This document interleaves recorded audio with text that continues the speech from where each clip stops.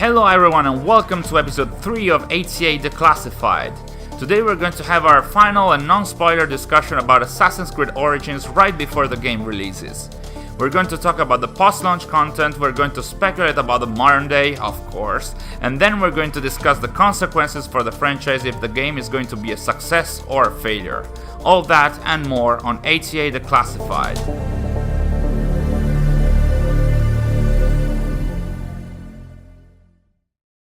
Ladies and gentlemen, welcome back to a new episode of ATA Declassified. I am your host, Marco, and I'm joined, as usual, by our co-host, Wayne Davies. Welcome again. Hello, sir. Hello, sir. How have you been? I'm doing really fine. I'm super excited because it's like almost 10 days or something like that. Few days before the release of Origins. Super hyped. What about you?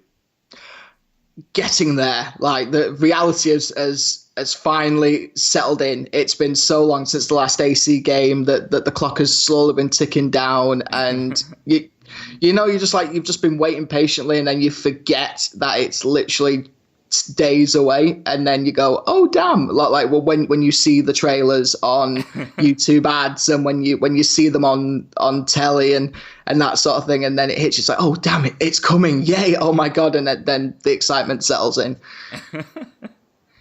It is like I'm super excited because of all the information that have been released recently, and like of course right before the release, like it's a flood of information reaching everyone, and so this today especially we're going to do a let's say our last episode before the release of the game. So we're going to delve a bit into the post-launch content, which is the main kind of news that was released recently, and then we're going to talk a bit, discuss some of the topics that were suggested by our fans, and then we're going to talk about share our final thoughts on the game before the release.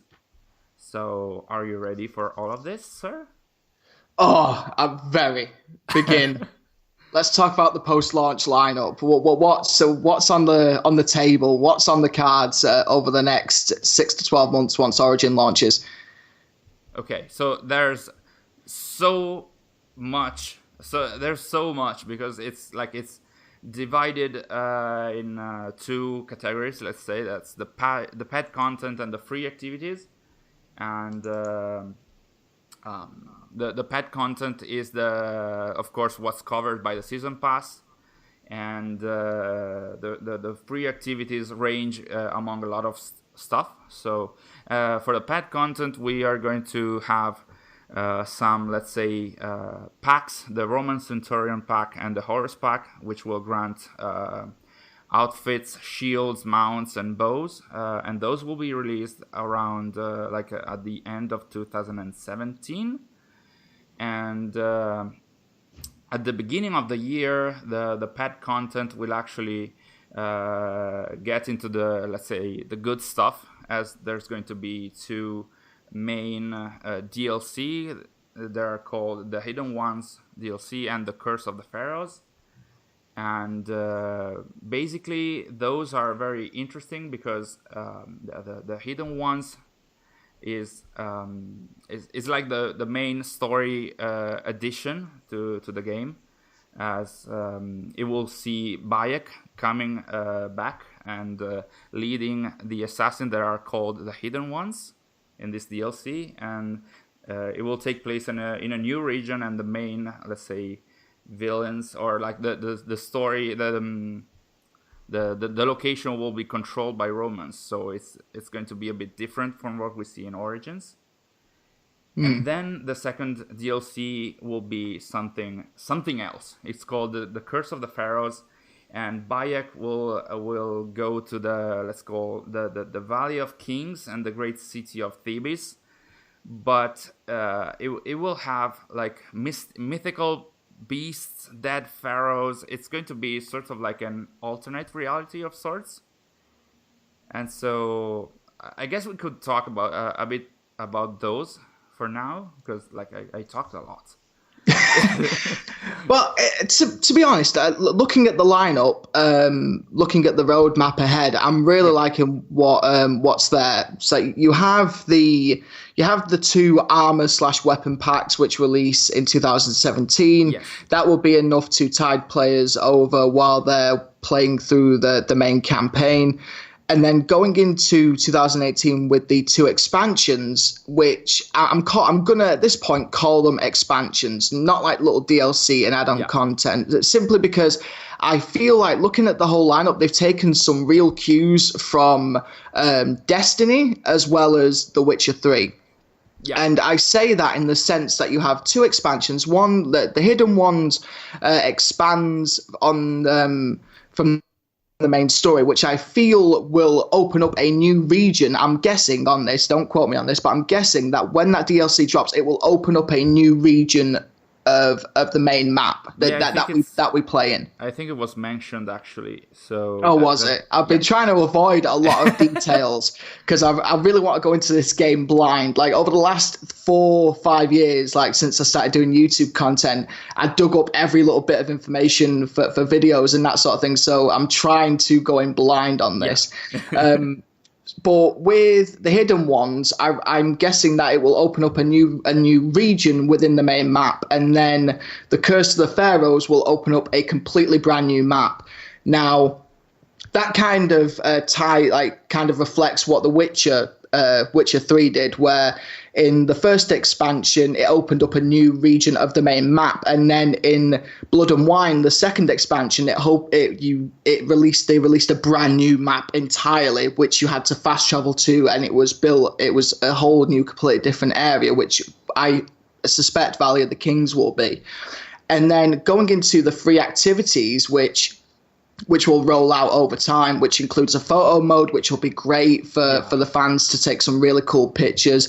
You look on Twitter, and even over the last few years, especially on the PlayStation 4, Xbox One, people have always tried to get some really cool looking photos using the photo modes and that sort of thing. So it's great to see that in there. And then you have the Nomad Bazaar, which I believe will be a kind of traveling shop, which kind of is very similar to Xur in Destiny. The idea that over the weekend he'll appear, and then you can use in-game currency to buy loot from him, whether it be a weapon or armor pieces or certain consumables.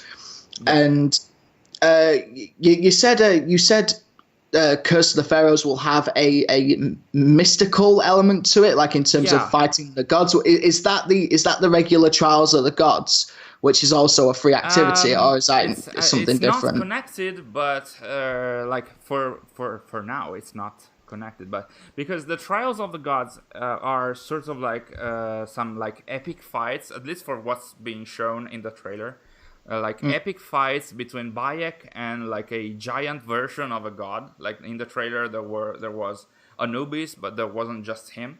And it's like an epic fight with like you have to fight him, but also some minions around, and I think it seems sort of like the Origins version of the epic fights with the ships in AC4 or in Rogue. Which I don't know how they're going to be explained, because of course it's not real, so. It may be, I don't know, Bayek's dreams, or like the influence of a piece of Eden, or whatever that is. I don't think it's connected to the Curse of the Pharaohs DLC, because the Trials of the Gods released before that. Right, okay. And I don't know if there's going to be like every trial, like every fight will happen like every week. Because I'm not sure. I may have missed that bit of information, but it is sort of like a mythical kind of content, like the Curse of the Pharaohs DLC. So yeah, it's going to be nice to see which is the setting for that. Like, why is that happening? Does that only have a combat meaning, or does it have also like a lore justification? So it's going to be nice to see when that is going to be released and how it's going to be implemented in the game. I have a feeling that this Trial of the Gods thing, what I'll call kind of a public event, an in-game event. I reckon they might even have it weekly to kind of tie into again, tying to Destiny a little bit, like a weekly reset. So you'll once a week you'll have a reset where the Nomad Bazaar will change location, and then the Trials of the Gods will change location and possibly even boss. Like depending on how many trials they are going to have, you could have one each week, and that will be your weekly nightfall, as it were. Yeah. For any Destiny players out there, like the Nightfall is a repurposed strike, which is a lot harder with tougher enemies and at the end you get powerful high level loot and high level rewards. I reckon Trials of the Gods will be in line with that, which will allow to continually progress as it works. Like we don't really know how the leveling system and how much the loot will progress as you go through the game. I mean, we've had little bits and details in terms of commons and legendaries, and I reckon even epics or exotics hidden within there. But with Assassin's Creed now taking on this RPG element, the additional thing that Ubisoft have to consider now compared to previous Assassin's Creed games, is the end game. Once you've completed the main story, once you've completed the main narrative, the world and activities beyond that are more important than ever, especially in an RPG, because how do you progress forward? How do you work to reach the next level of your character, to get the next piece of gear, to constantly level up and progress beyond that main campaign? And Trials of the Gods will no doubt play a key role in that, as well as Nomad Bazaar and as well whatever additional events and content come when the Hidden Ones and the Curse of the Pharaohs is released. Yeah. And yes, I think it's been mentioned also that, like, speaking of constant progression after the main campaign, that the new DLC, the pet DLC, will also have new level caps and stuff like that, so you can keep having that idea of progressing as as Bayek is progressing, you are progressing as well. And so that's how the game and the release of the additional content will support fans in that. But there's also going to be among the free content, I think in 2018 there's going to be Horde mode in the Gladiator arena, and that's another way to keep getting back to the game, like difficult challenges in an arena for better loot and stuff like that. And so I think that's another addition which is fairly classic, I have to say, because Horde mode is something that has been like implemented in games since a lot of time. And the other very important post-launch content that is going to release in 2018 is the Discovery Tour that they announced a few weeks ago, which is we have to mention that because it's basically going through the world without the combat, without anything else, and going through guided tours about history and about habits and customs in ancient Egypt. And I think that's one of the features that got a lot of very nice reviews by the press, because it's a way in which the game can turn into an educational tool. And it's something very unique, because AC has always been a lot of people say, I learned with AC, I learned history. I usually don't agree with that. I usually say AC usually is a starting point through which from which you start and learn history through more conventional ways. And the Discovery Tour, I think, is another prompt in that regard. I think that it's going to be very interesting for not just for fans, but also for other people getting close to the brand in that way. Yeah, most definitely. It really does bridge that gap, as you mentioned. You know, the idea that the two facets of like that you have a fun video game, but then you have an historically rich environment around you, and the Discovery Tour will most definitely bridge that. And as you say, you know, we've heard countless stories of Assassin's Creed being used in schools, like exploring Rome, you know, and some of these environments, using that as a foundation to teach history to younger generations. And yeah, I really do like the idea of the Discovery Tour. But one thing that does pique my interest is, where could they go with this after? I mean, like, I hope and I pray it's not just a one-off thing, you know, like it's just going to be an Origins and that be the end of it. I mean, I would, if they do this now and it works and it's well received, I want to see it in every game. I want to see it in future iterations of Assassin's Creed. Hell, be cheeky, go back and do it with the previous games. Like, how cool would it be if, like, I would happily pay, you know, 10, 15, 20 pound to buy the Discovery Tour, the Assassin's Creed Discovery Tour experience off the PlayStation Store or whatever.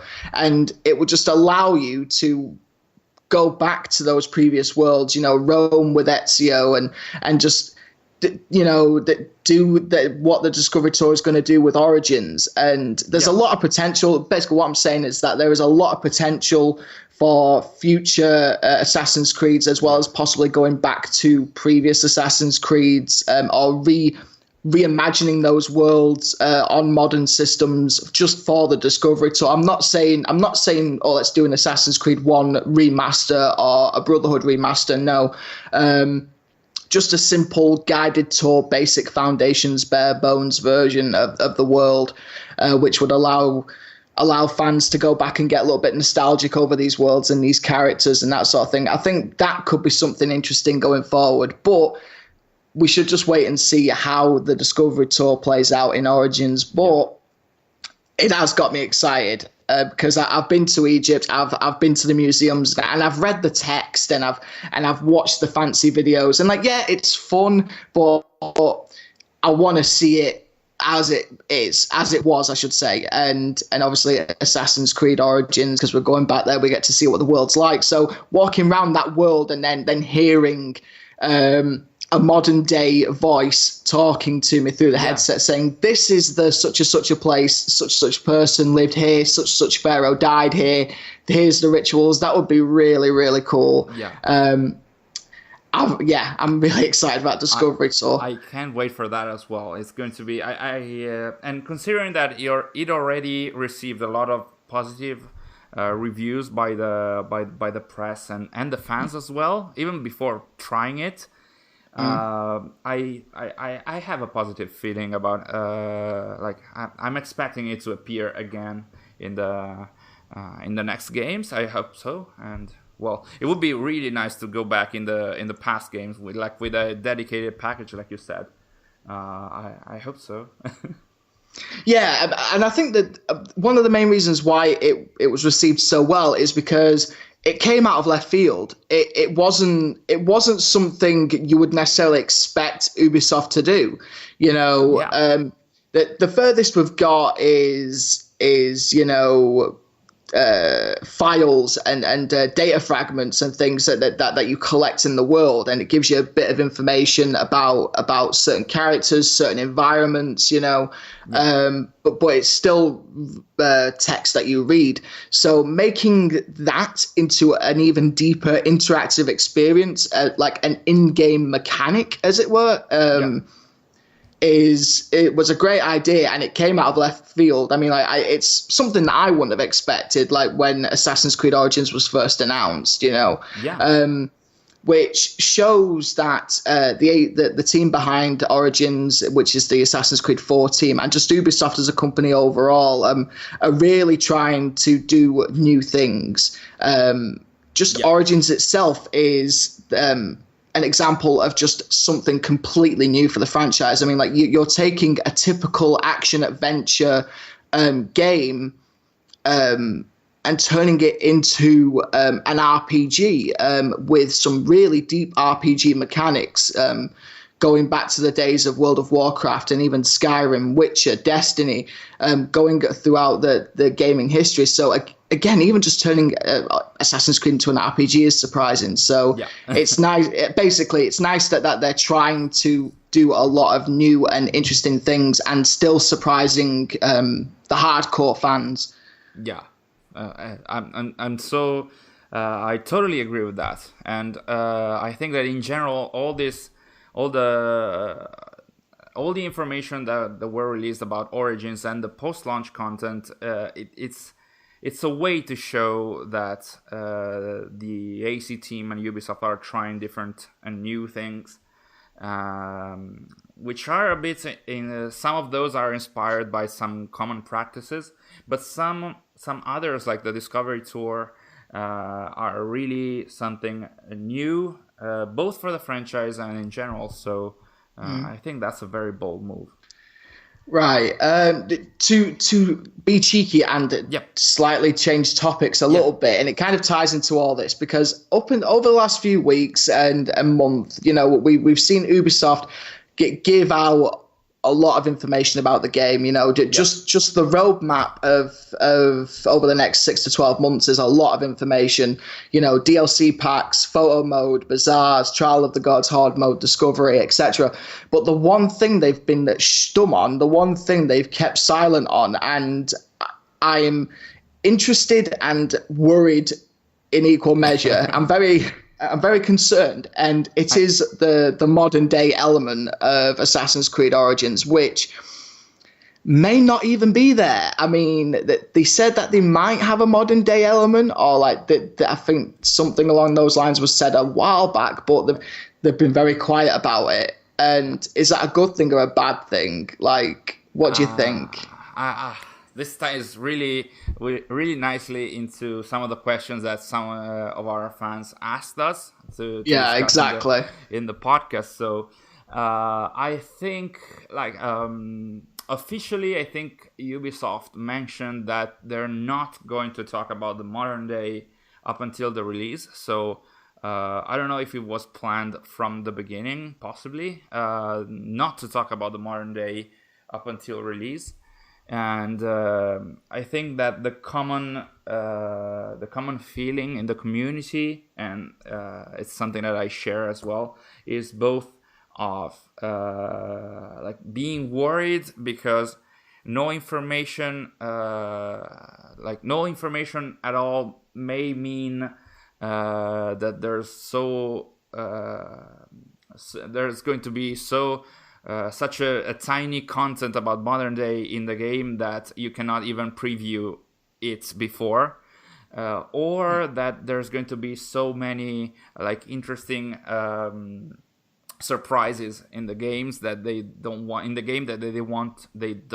to share beforehand.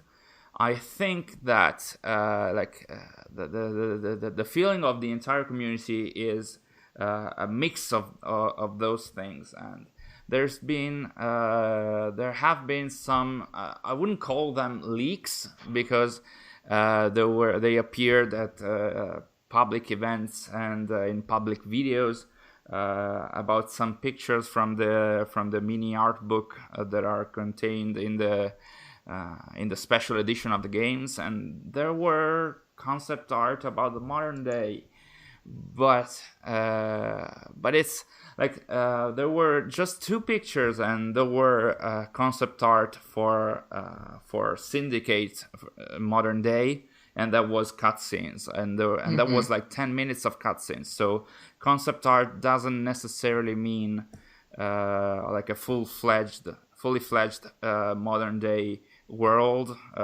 being it first person or third person. My personal feeling is that it seems like Origins is trying to rectify all the mistakes. So as of now, most of the things that were shown throughout the campaign They seemed like the right thing to do. So a lot of things that the fans asked for, a lot of things that the fans didn't ask for, but they were super like very amazing for the general community. It seems like the team made most of the decisions were right as of now. So my feeling is that hopefully, if all the decisions were like in the right direction, hopefully even the modern day will go in that direction, which by the community usually is the right direction. Usually is third person modern day with a main character and stuff like that. I really hope that's going to happen, but there's no information about it yet. Yeah, no, I think as you said, it's up until this point, ever since Origins was officially revealed, like that they have hit every beat perfectly in terms of what to reveal, what they're doing in the game, what's new, what's not, what is familiar to hardcore fans, what's new to hardcore fans, what will tailor hardcore fans and casual players and that sort of thing. And I'm gonna give them the benefit of the doubt simply because it is the Assassin's Creed 4 team. It is Ash behind the wheel.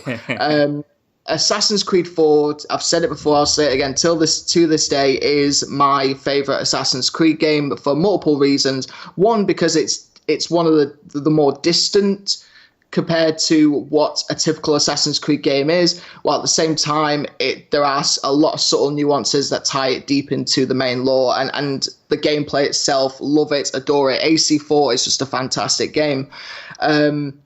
Since it's Ash and the AC4 team leading the charge with Origins, and compared to what they've done so far with the marketing material, I have to believe that they have listened. It is there, but they are deliberately, maliciously keeping it quiet. And it harkens back to Assassin's Creed 1. Like, when the marketing and the PR and all the trailers and everything for Assassin's Creed 1 were released, there was no mention of the modern day. It was, let's believe this is going to be a game set in the Crusades, and then bang, first thing, it's the modern day, and it was a shock. It was a surprise. I was like, did I buy the right game or what? Did I just get the wrong game in an Assassin's Creed CD case or what? Like, what's going on here? So it was a really nice surprise back then, and I have to believe that they are trying to replicate that by keeping it hush and keeping it dark and keeping it vague. So could that be the case? I don't know, but I have to believe it. Like, the Ubisoft know what the problems of the franchise are, and up until this point, it looks like they've addressed them, whether it be for better or for worse. They've addressed nearly every point. Yeah. The last bit, the make or break, the final nail in the coffin is the modern day. You know what I mean? And I totally know what I mean, because like we said, they did everything like very well throughout the entire campaign, and all the opinions by the press and the fans are all mostly positive, and everyone in the community is worried about that. So by the way, question, if it's going to be there, what do you expect? Cutscenes or third person or first person? My biggest dream, third person, brand new character, brand new deep narrative, which has much like the Desmond storyline. You're constantly in and out of the Animus. You get to explore the modern day environment, wherever you are, in an Abstergo facility or in an Assassin's Creed or in an assassin camp or even a farm. That would be the dream. If they do cutscenes, I am fine with that. If there are more, than there were in Syndicate, and if they are longer. I mean, if you're going to give me a cutscene, I want a meaty cutscene. I want a meaty cutscene to the production value of the Assassin's Creed CGI trailers. 4 or 5 minute chunks of fully rendered characters giving exposition, talking, not little 30 to 60 second snippets going, hey, we're going to do this, just random little inserts just to put little beats into the story. I want full narrative, and I totally agree with that. Absolutely. And I hope as well for the third person modern day. That would be like so many fans are saying that they are expecting that. It's been one of the main talks since AC4, and like in AC4 and Rogue, the first person wasn't the same thing, but at least you had a present day world where you could roam and interact with character. But it wasn't the same because you like being as the main character. It was difficult to have a story exposition, like a story about a specific character doing stuff for the assassins or for the Templars. So it felt strange, and I really hope that it's not going to be the same in Origins. Fingers crossed. If there is a first person, I wouldn't mind, because I like the modern day in AC4 and Rogue. I like the idea of it's me in this world, walking around, and I get to make a choice, that there are choices that I get to make in that world. I can either choose to just go in and out of the Animus and do the beats, or I can choose to dig around and collect all the sticky notes and do all the extra stuff, that player interaction is one of the elements that I liked about the first person in Black Flag and Rogue. The way they handled it in Unity and Syndicate, terrible. Yeah. Absolutely terrible. I mean, even in Unity, like they missed a trick. Like, press X to watch this video. Yeah. Well, I would have put yes or no, and if you put a no, you still make a choice. And even if you press no, it's like, well, you're doing it anyway. Tough. You know what I mean? Yeah. That's. I think it all just comes down to the element of choice. Yeah. If you are going to do it as you, the player, in this world, there has to be choice. If you're going to have a third-person protagonist that you follow, there has to be narrative. There has to be an arc, and there has to be a deep enough story to maintain the player's intrigue to follow this character. That's what they did with Desmond, and it works really well, in my opinion. And going into Black Flag and Rogue, again, it was that player interaction. I got to choose whether or not I wanted to dig around and find all this extra stuff to find out what upstairs are up to. I can go around and explore. I can find little Easter eggs if I want. Yeah. Just having a cutscene is the worst way they could do it. But if that's what they're going to give, just give it a meaty cutscene, with a lot of detail, with a lot of narrative, and, high production value at the end of the day. I hope so. I really hope so. Okay, so wrapping up, the last thing we wanted to discuss is, we kind of touched a bit about this with the modern day and stuff, but what are our final thoughts on the game in general before the release? What are yours, Wayne? Assassin's Creed Origins is the make or break for the Assassin's Creed franchise. They did the yearly release, and it wore the franchise down. They decided to take a break, and since that break, a lot of new players have stepped in, a lot of new games, a lot of new franchises. So after Unity and Syndicate, I can understand why they took a break. Now it's a bit more cutthroat, like 2 years later. Yeah.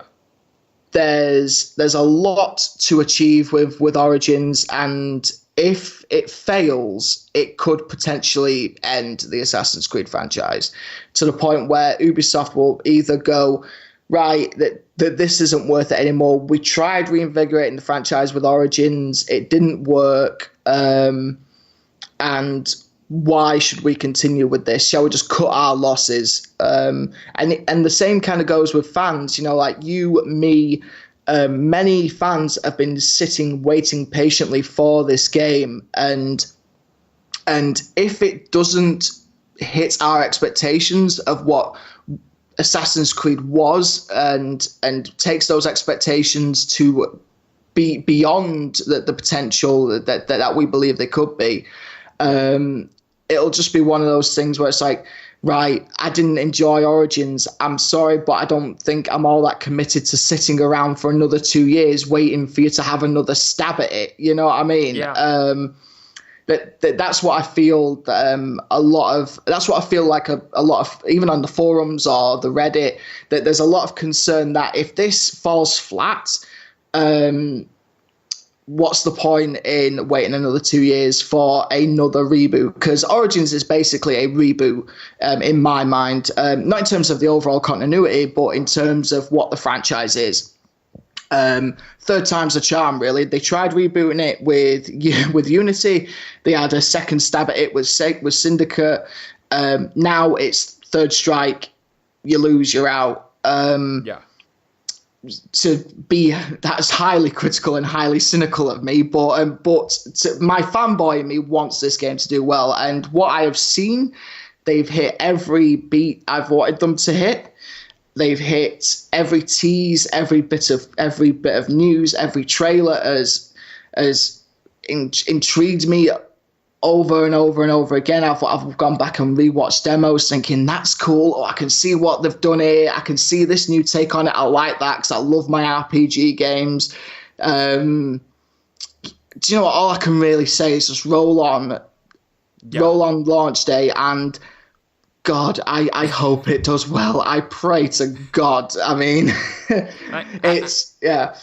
I do agree with what you said. I mean, I've seen a lot of fans on the forums and on Reddit, on Twitter, saying throughout the year, like it's not like a constant kind of comment, but throughout the years, it's like a background noise of people that are actually worried about the franchise and say that after trying with Unity and it didn't work, it had so many issues, and then Syndicate was like playing safe to a degree and waiting for 2 years. Like I agree, both personally and from what I've seen around in the community, that this like Origins will probably be like a very an important milestone if it works, and it might be very difficult to get back to the fans if it doesn't. And as of now, and this is my personal opinion, everything that I saw, like it really surprised me. And for like the demos that I tried at Gamescom, especially the one in Memphis, they conveyed this, not just the idea of the RPG and the combat that is changed, and like we have seen this so many times, but like what I think what is going to sell the game for me is the idea of exploration and discovery, and it's something that personally I haven't seen for years now. And like going into the pyramids or into a narrow passage, not knowing what to expect, but really wanting to know and to get at the end of this passage to find out the treasures or the information and stuff. It's something that it's the feeling of the game that is something different from the past, and I really hope that it transpires to the entirety of the game. And so if the story is good, and of course for me, if the modern day is solid, all the other systems of the game seems to be really on point up until now for what we've seen in the demos, in the trailers and stuff like that. So like I'm fingers crossed. So I'm crossing my fingers so much, and I'll do that like every day, because I'm really hoping that the AC franchise can really score this time, and I really can't wait to try and put my hands on this. Yeah, I will say this though, and I'm sure I can speak for both of us when I say this, that if it was any other development team, I would have been worried. But I think because of, again, like I mentioned this earlier, like with Ash and the AC4 team, you know, because it's in their hands, I feel like it's gonna be a home run. You know, if it was in any other hands, I would have been worried since day one. But like going back to the PR and the marketing for AC4, you know, you and even the live streams that were later done this year with Origins, you know, Ash bleeds passion for this franchise. Like you just look at him in these videos, and like even if I had the chance to meet him in real life, I reckon he'd have like some kind of aura of just excitement coming off him. It's like that. It's exactly like that. Yeah, like the love and the passion is there, and when the love and passion for a project is there, you are committed, you're invested to do the best you can with it. I mean, like you and me can speak to that as content creators ourselves, you know, like when we have had our teeth into a project, when we are really excited about a project, we put an extra 200% into it. Absolutely. When it's just another milestone, when it's like, okay, I need to get this done, some of that motivation and that passion can be lost because it feels more like a job or a chore or just something that has a hurdle that has to be overcome. Yeah. But with the likes of Ash and the AC4 team, you know, like you can tell they're excited about it, and you just get that feeling, and the smiles and the excitement from the team just from those behind the scenes videos and all those interviews alone gives me a lot of faith that, yeah, you know what, that what they are doing is new. It's innovative in terms of the Assassin's Creed franchise. A lot of this stuff has never been done in the franchise before. It's taken the franchise into a completely different direction. In terms of gameplay and design, it's basically knocking the four pillars of, like, you know, we've all joked about it, the four pillars of Assassin's Creed: combat, stealth, traversal. You know, we've all had the jokes. Yeah. Ash has basically taken a sledgehammer, smashed all those four pillars to pieces, and gone, right, I'm going to rebuild this myself with this great team behind me, and we're going to make it better than ever before. And that excites me. And it does. It does cater to so many different kinds of fans, so many different play styles. Because you can really do like all the systems that have been shown. They really do. They really are something that every kind of fan can like, at least for what I've seen. So there's a lot of combat that you can do, but stealth is still there, although there's not going to be social stealth. But it's really nice because you can scout everything with your pet's eagle, and there's a lot of history and there's a lot of narrative as well. So I think and I hope that like a lot of different kinds of fans will be excited and happy when they try it. Again, fingers crossed. Yeah, I think, like, to be honest, you made a valid point that, you know, social stealth. I mean, going back to the original, like the early Assassin's Creed games, you know, social stealth was essentially hiding in a group of people, not hiding in the shadows or peeking around corners. You know, more contextual stuff. Yeah. Like, it's again, I think that the idea of social stealth is old.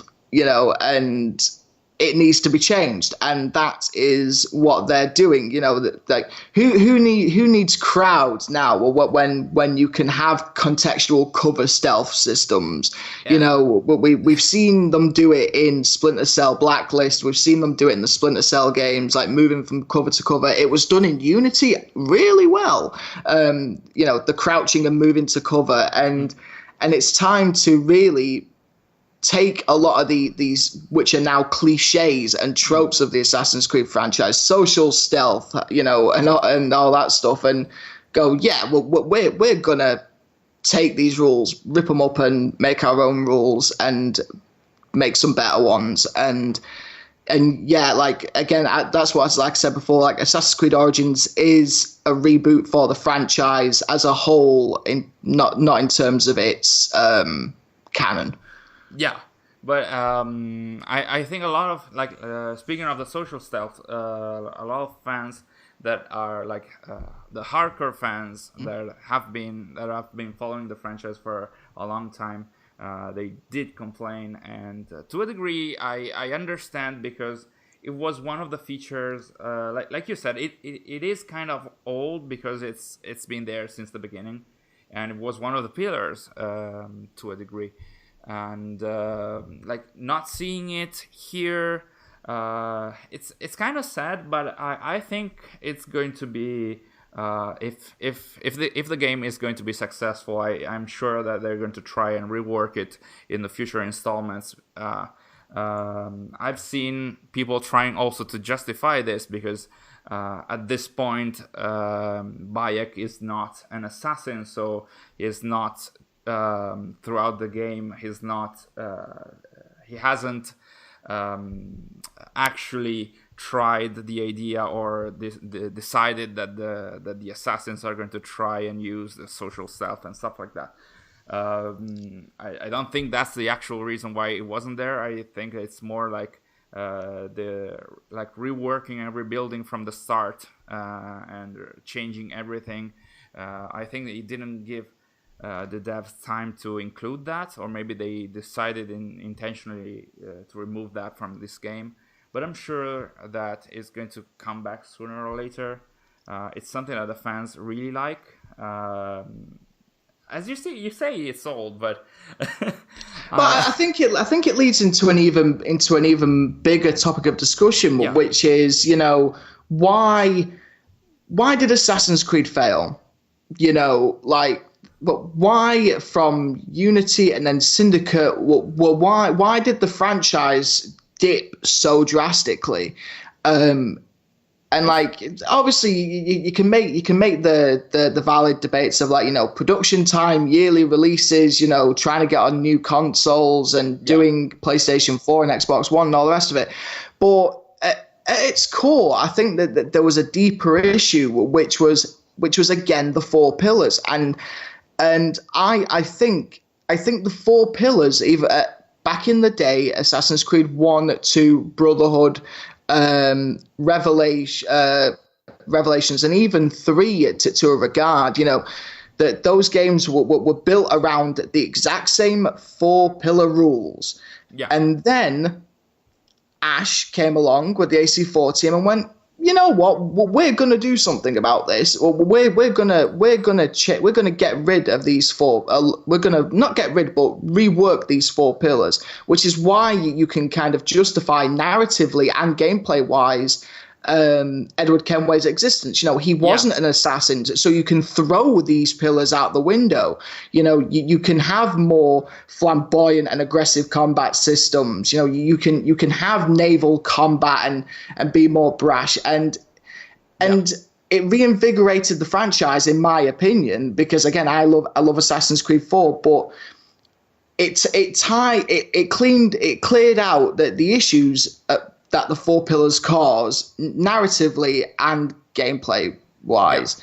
And going into Origins, I think Ash and the team still feel the same way. It's like, okay, we had a dabble at knocking a few bricks off the four pillars in Assassin's Creed 4, and it worked.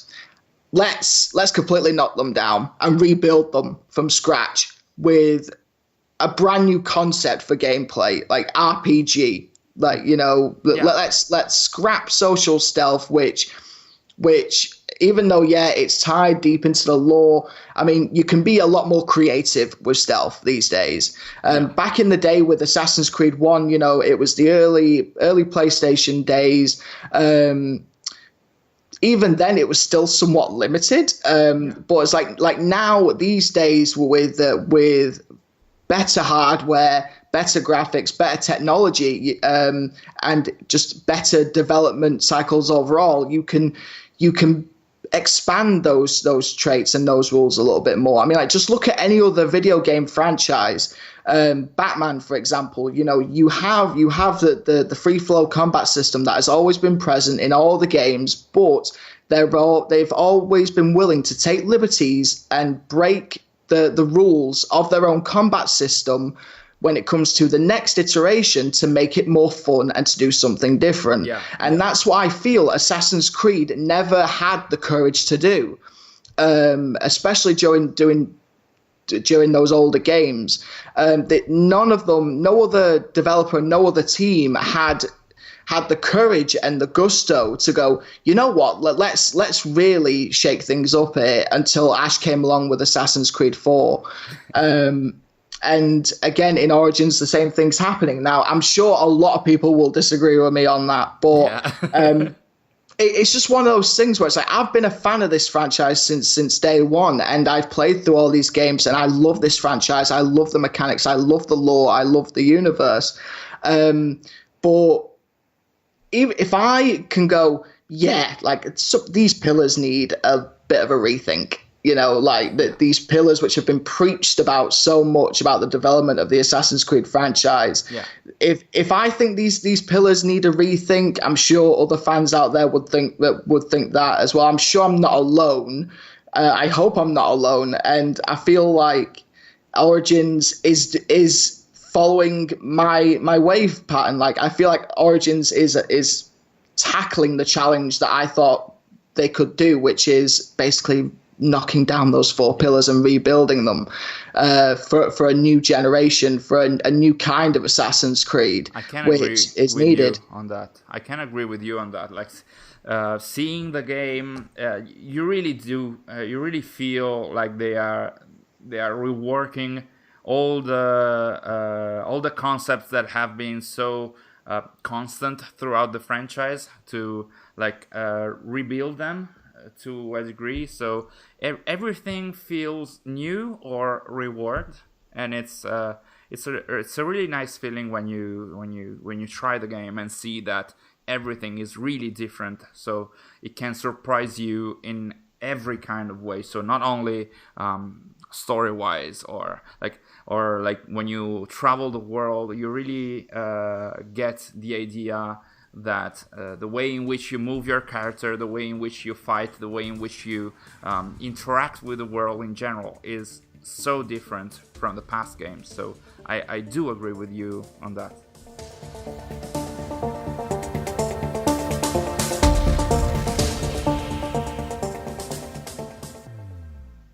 And that was it for today's podcast, guys. I hope you enjoyed it. It was super fun to try and talk a bit more about Origins and the game in general for the last time before the release. I'm so excited. Wayne, are you? Oh, very excited. But to be honest, the one thing I'm more excited for than Assassin's Creed Origins is the next episode of Declassified, where all will be laid bare. Oh my god, yeah. I'm super excited about that. I didn't even think about that, but oh my god. So many things to discuss. I'm sure we're going to have so many plot and non-plot things to talk about. Oh my god. Oh, no, yeah, it is actually mind-boggling. As I said right at the very start of the podcast, at the start of the show, we've gone full circle here simply because it's just right around the corner. Very excited, and I cannot wait to discuss this game further with you, Marco. Yeah, I can't wait as well. Guys, thank you so much again for watching or listening to us. Wayne, thank you for joining me once again in this super nice thing. In this super nice podcast. Oh, it's super nice, Marco. I love you too. It is super nice. Oh my God. It is super nice, but to be honest, I will say this as a tease for everyone to come. ATA Declassified has been the episodes have been very distant from one another. That's simply because of we've all had our own things to do. There's been a lot of marketing and a lot of coverage and articles that obviously Marco and the rest of the fantastic team at Access the Animus have been doing. So obviously getting these episodes out has been very time restricting, trying to get everyone together and try and get everything recorded and up and running. But I can promise you, moving forward, once Origins is out and we have played the game, and there will be a lot more episodes to come. They will be out a lot more faster, where we will start digging deeper into the many facets of the narrative and the lore, which is the one thing me and Marco are most passionate about, digging deep into this world. And there's going to be a lot more episodes to come. Let's just say that. Yeah, I'm sure that all the narrative content in the game will give way for a lot of different kind of episodes that we can do. So prepare for a long list of episodes. I'm sure it's going most definitely. Yeah. So, all right, that's it for the episode. Thank you so much, Wayne. We'll see you in the next episode. Take care, Assassins. Peace. Bye.